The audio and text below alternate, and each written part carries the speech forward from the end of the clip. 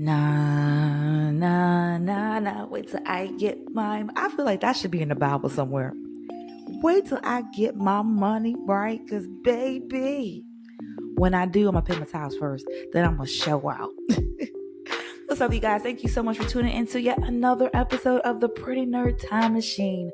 I am your host here to do the absolute most, Bianca B. Givner, aka the Nostalgia Queen, aka Snow Black with 2 C's, because I'm cool, but I will cut you, aka Stephen B. Smith, here to debate all things throwback, 90s, Nickelodeon, Disney, cartoon, anime, you name it, we got it here in the Time Machine. As always, this episode is brought to you by a very embarrassing status. This time we travel all the way back to the year of our Lord. What year was this? This was 2009. 09 is really getting good ones. And I quote, I said, "If you know you can't do fireworks, give the hospitals and doctors a break and just sit the hell down and watch them like everybody else. Be safe, happy 4th, and hearts." So y'all don't know about the and hearts. Back in 2009, emojis didn't exist, I don't think yet. Like not the way they do now where you can just use them.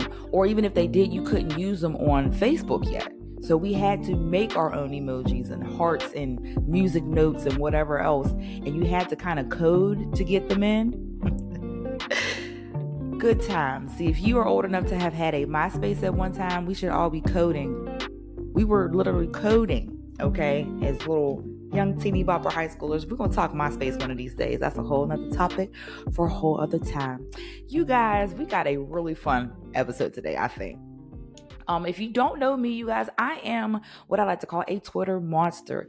If you do not follow me on Twitter, you are missing out. Make sure you hop over to Twitter.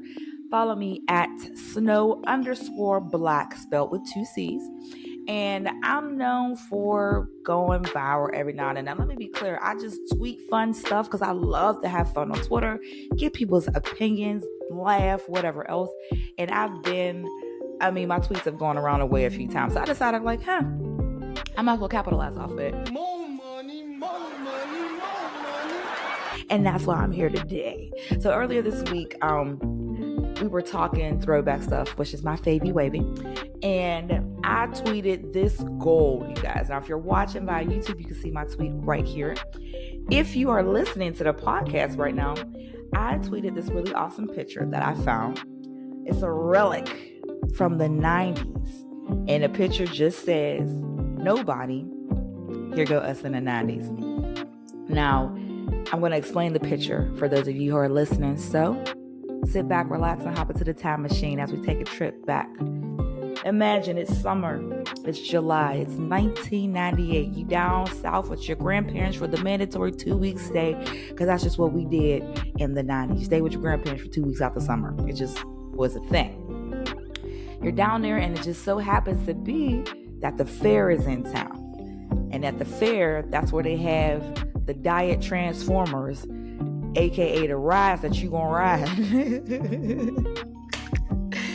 They basically are on the back of these tow trucks, and they just push a button and this whole ride unfolds from out the back of this, 1976 tow truck, and it turns into a ride that you can ride. And usually there's tickets, and you get on this stuff and you have a good time. You get popcorn, treats, whatever. There was a ride called the Whirlotron. For those of you who don't know what the Whirlotron is, allow me to explain it, y'all. You walk up to this spaceship looking thing, all right? It looks like what would be a rocket, okay? You get inside there. If you're looking for seats, you're looking in the wrong spot, because there are no seats. No. You're going to find seats in the 90s Whirlotron, baby. You're going to go in there and you're going to see a little handrail and a circle in the middle, and there's going to be spots along the walls. That's it. You just get, what your job is to do is to come in there with your cousins, your best friend that you just made that lived across the street from your grandma. And all of y'all pile into this thing. You get a spot on the wall. There ain't no seat belts. There ain't no seats. There's no restraints, no helmets, just vibes. And this ride starts moving, y'all. And it starts twirling and turning. And it's going so fast that is forcing you on the wall. And that is what's holding you on the wall. Faith, gravity, and science. And you are stuck on this wall. You're trying to lift up and you can't. And it's funny to you and it's fun. Some kids are upside down. There are shoes flying, your mouth open, spit flying. Oh, it was a time. You just had to be there. And the craziest part is our parents just got on there and just let us ride this shit like it was willy-nilly. And that is what this episode is about today, you guys. I want to talk about some of the 90s attractions, contraptions, theme parks, toys, places that our parents just allowed us for the sake of go play, okay? Playing in the 90s was a lot different than it is today. I'm sure you guys see most of the kids, if you see a kid out in public, 8 times out of 10, they're going to have their face in a tablet, a cell phone, some video game. See, we didn't have all that. When we were in the 90s, we had outside.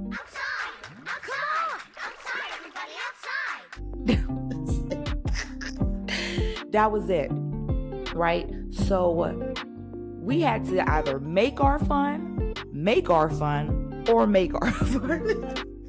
Or make fun with the makeshift fun stuff that was outside. The parks, like if you go to like a, not like an amusement park, but a regular park, like a playground, okay? They're going to have the nice soft, like that padding, that, you know what I'm talking about, that little, that padding on the ground. They got bright, colorful, they got the rubber, insulated swing, so that way there's no metal, all this stuff. It's just a good time for all nice and safe. I want you to stop what you're doing and Google 90s playground right now.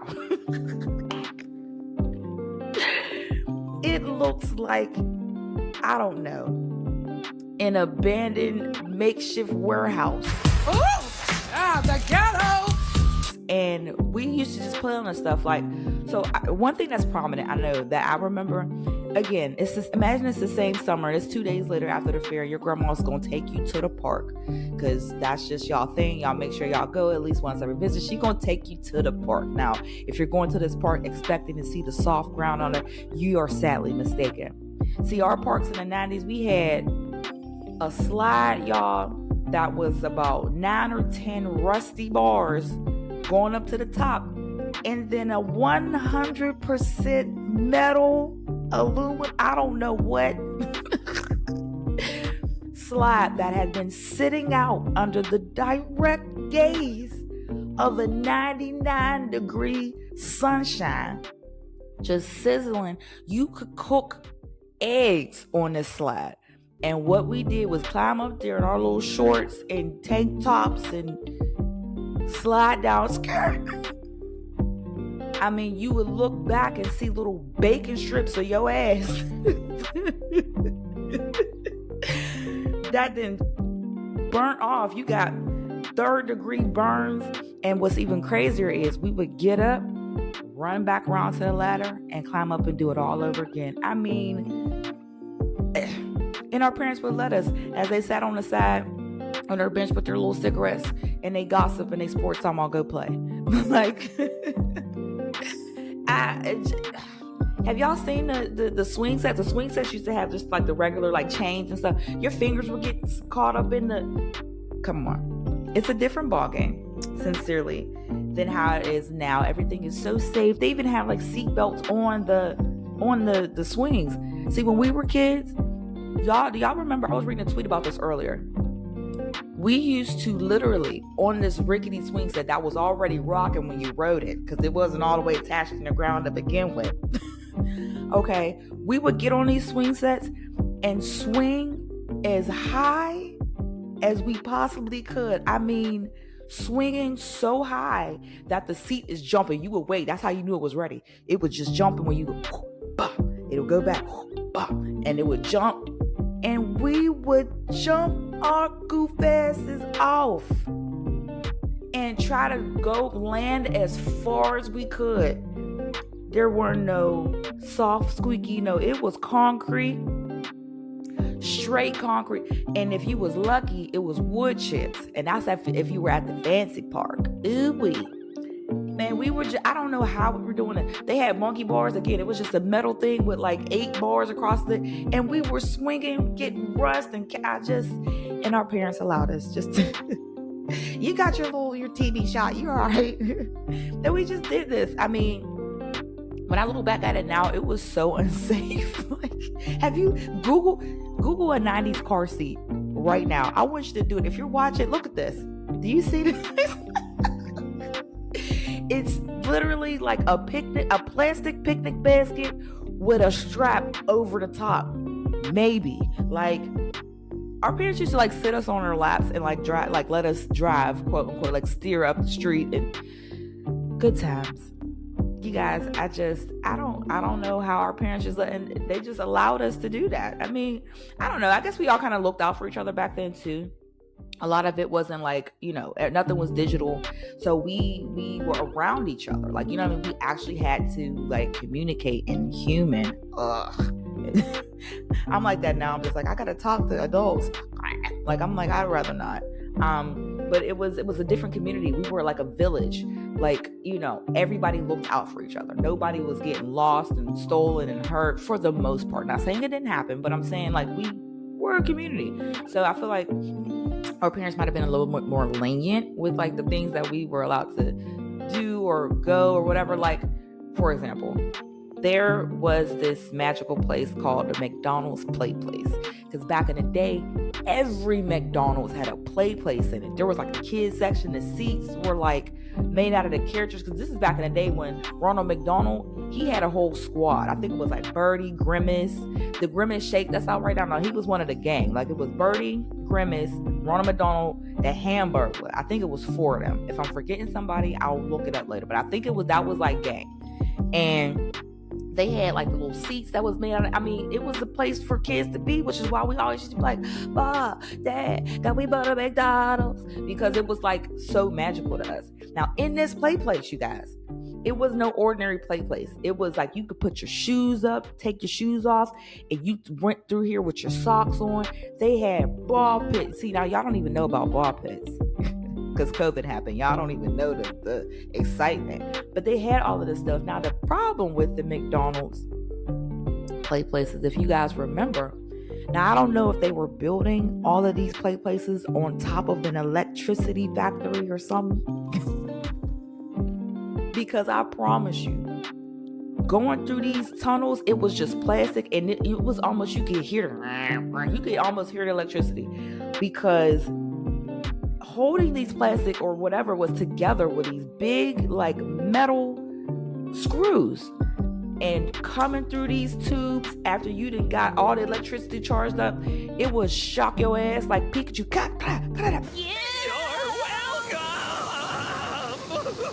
And you would just get up and do it over and over and over again. Salt missing, your cousin missing, go find this, go find. Listen, if you just missed it, you just missed it. I feel like it was, we had a time. We had us a time in the 90s, baby. We had a time last night. I'm just saying. I think also too about some of the toys. I'm gonna do a whole segment on toys, but I just want to bring up one in particular. That our parents, I don't even know how they allowed us to have certain things like this. So there was this, like I said, now all the toys is just, digital games and this, that. See, we had actual stuff like Sock'em Boppers. Okay, if you remember, now this is not to get confused with Rock'em Sock'em Robots. Whole different ball games, okay? Rock'em Sock'em Robots were the 2 little red and the blue, boxers, and you would go back and forth until one of them punched it. That's that. Sock'em Boppers, which was, I think, it sounds like it was like the ride from the name Rock'em Sock'em Robot, whatever, and they took it. Sock'em Boppers were these inflatable boxing glove things, all right, that you would blow up, put your hands in them, and they had a red pair and a blue pair, and you guys would essentially beat the shit out of each other with these Sock'em Boppers. And you would go at it, which, see, now my aunt, one of my aunts, she my cousin, she's the only child, so she had everything, and we we would always go over there, and my aunt would make us team up, you on this team, and we would just fight with these doggone sock and bop. And they made the commercial sound off fun. It's more fun than a pillow fight. Like, they said, blow them up. Put your hands inside and get ready to have the time of your life. I mean, they made it sound like this is, yeah, kids, beat the shit out of each other. And our parents was just buying it. Now, my mom, she didn't buy me goofy stuff like that. Like, it was rare that I got things like that at all. If it was on TV, I probably wasn't getting it. Like, there was this toy we had called a Skip It, and the commercial like skip it. Okay, that's let me just disclaimer. I know like every 90s commercial, you guys, every toy, listen, it's terrible. Every gum, all that. I know all the commercials, so please forgive me if I get excited and start to sing the theme song.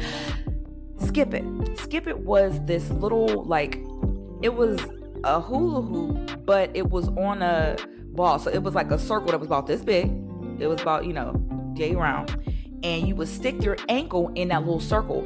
And it was a stick connected to that. And at the end of that stick was a little ball that would count. And you would jump around and see how many times you could skip the ball. And so the commercial would be like, the very best thing of all, there's a counter on this ball. So try to beat your very best score and see if you can jump a whole lot more. Okay, so that's the thing. It was just a ball that would count how many times you could skip over this thing. I was like, "Ooh, Mom, look." And she was like, "You can put a hula hoop around your ankle and have one of your cousins count." So, again, I feel like it was a safe toy. But if you did it too fast, if you missed it, you were going to get jacked up. Okay, so I guess essentially it was the right thing to do, just by not letting me have one. Whatevs. One of the places I do miss also as a kid that is definitely not the same as now. See, now you see Chuck E. Cheese, right? Y'all see Chuck E. Cheese and y'all are like, oh, Chuck E's cool. He got his little backpack, his little skater friends. See, Chuck E. Cheese was different when I was a kid because first of all, they had a play place in it. Now none of Chuck E. Cheese have play place in them because COVID happened. The play place was like the best part of Chuck E. Cheese. I mean, you get lost, stolen, beat up, socks missing. I mean, it was just the spot. It was the little animatronic. Hi, I'm Chucky. Like it was a hot mess. And they were just up there singing with the band. Like their hands weren't really touching. Oh, it was a good time. It was just a hot mess. Then back in the 90s, they would section everything off. It would be like, all right, do you want to be in the smoking section or the non-smoking section? The funny part about that was it don't matter what section you in, the whole building's smoking. So it's like the whole building is a smoking section. It was just good times, good ridiculous times.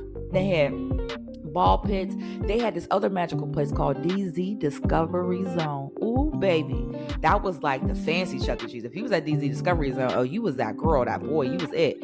And they had these super unsafe, this slide. And it was made up of like, if you can imagine like a whole bunch of drumsticks, but they were different colors. And if you lined them all up and slid across, that's what the slide was. You could get your fingers caught in it. You just, good times. They don't make really fun, unsafe places like that for children anymore. I think too, I feel like why our parents did that was because back in the 90s, like parents and kids, y'all were not equal, and we knew that. You understand? Like we knew my parent is not my friend. Okay? Like our parents would say, go play. That basically meant get your ass out of here, go find something to do. Because if you in my face, that means you must want to clean something. We knew the drill. So we couldn't even be in the same room as adults that were talking. Like now it's different. Like we're a different generation. We're real huggy and kissy on our kids. You couldn't even go in your parents' bedroom. Like, you understand? It was like a different realm of respect. And so like when they would say go play, that means get lost. Oh, and when you're going to go play, especially in the summertime, you had one or two choices. You're going to either play inside or you're going to be outside, but you're not going to do both. That's one thing. Your mama's house was not a saloon, okay? You can't just come in and out as you please, all right? And she meant that, period. Because the crazy part was, if you outside playing, and you hot and sweating, you want some water, you better not come inside for it, because if you come in the house, you're done. You get a one way in or one way out. That's why we was drinking out the hose outside, because if you come in the house, it's a wrap. Oh, you in? Oh, okay, you close my door. Go get a broom. So I don't know. I feel like that's why they told us to go play and get lost and find something else to do. Because if you was sitting around, you in grown folks' business, that means, you got 2 hands and some time. Go clean this wall off. Get these baseboards. Good times. Thank you guys so much for tuning into another episode of the Pretty Nerd Time Machine. That's all I have for you guys today. If you ever want to come and debate, if you want to come on here and get ate, I should have been a rapper. If you ever want to come on here and debate me, you know what to do. You head over to prettynerdtimemachine.com, slide into that contact section, put your info in, and inbox the queen, and we'll set that up. If you know Nick, if you know 90s, if you know Disney, if you know throwback, if you know anime, baby, because that's the next episode. I hope you come with all your goods. Don't come on here playing, because I'm going to embarrass you. Are you not embarrassed? This is really embarrassing. I promise. If you ain't coming with the facts, try to change my mind. Maybe I'll change yours. Either way, we're going to have a good time in the time machine. Thank you all so much for tuning in. We will see you next time. As always, stay lit, stay cool, stay nostalgic, you squares. Check you later.